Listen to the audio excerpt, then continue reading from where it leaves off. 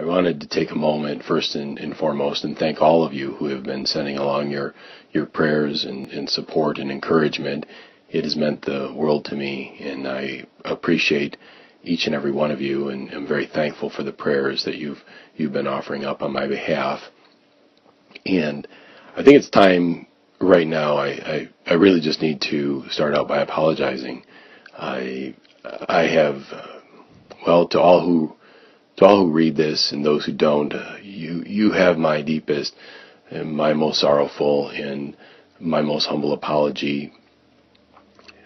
I don't know at what point I can get past the guilt and shame that I feel, but first and foremost, I need to ask for forgiveness from God, and I have been doing that, and I need to work, obviously, to restore that relationship with Him, then with my wife.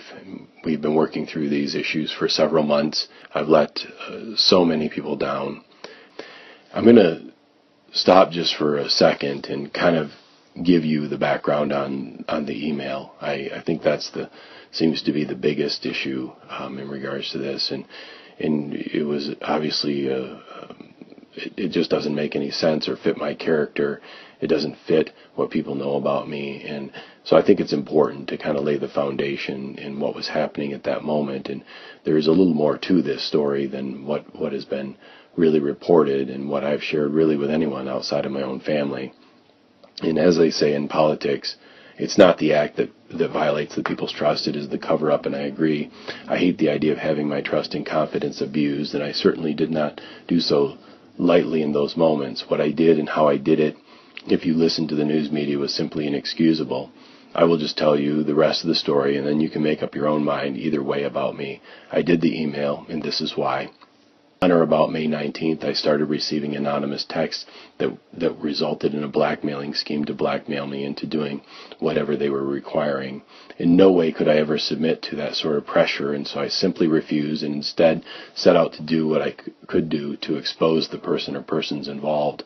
The email in question was really put in motion to try and disrupt the blackmailer and to give me some clues as to what their ability was as far as surveillance over my life and the threats that they were making.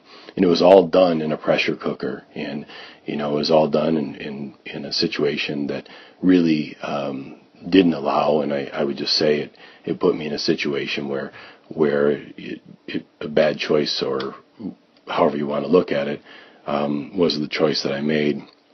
And honestly, listening to the tapes provided and my voice and the pauses, I honestly don't recognize my own self and can't really say that the tape hasn't been altered.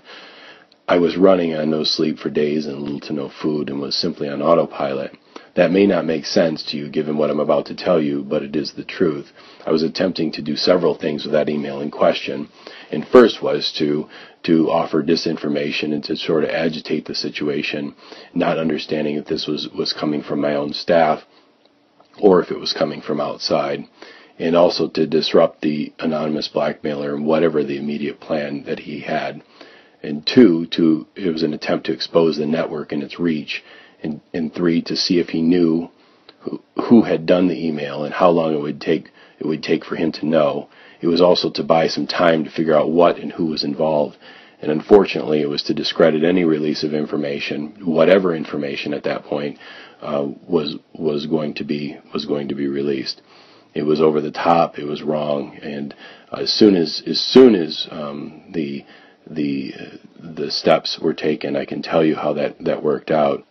And that way it would cause some sort of misstep to help expose the ring. It did. It eventually led me back to the man who taped me that night as one of the men involved in the blackmailing scheme.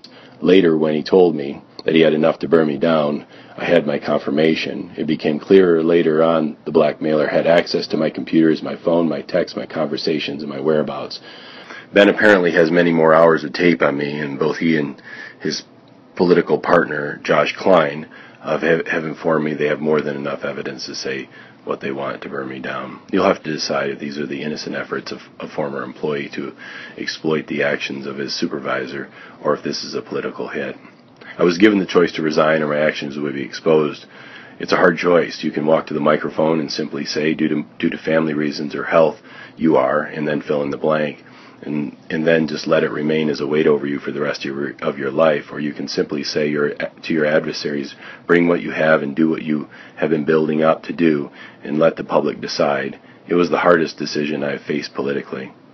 So I guess in closing, I would just say that it's hard to remember, but God is in His redemptive power and forgiveness and grace and mercy and restoration, and in spite of all of this, it's something that I'm keenly aware that I'm just a poor sinner. I would just say, God bless you, and really, may God bless each and every one of you, and I guess I would say that to supporters and my political enemies alike. So thank you. Good night. Also, one further side note that I think is really important. I thank you for all your prayers in regards to this blackmailer situation. Obviously, this has been a huge weight, and I don't wish this upon anyone to have to deal with this sort of thing. And I realize it's hard to kind of understand for those who haven't been in it, but it's a huge suffocating weight. Obviously, some people will kind of wonder about this story, and so I think it's important here to make sure I get a full record of everything. And I think what I'm going to do is just simply give you the phone number, and the phone number for the blackmailer is 313-421-5345. So if any of you want to assist and help track down the blackmailer, there's the phone number. Okay? God bless you again, and have a great night. Bye-bye.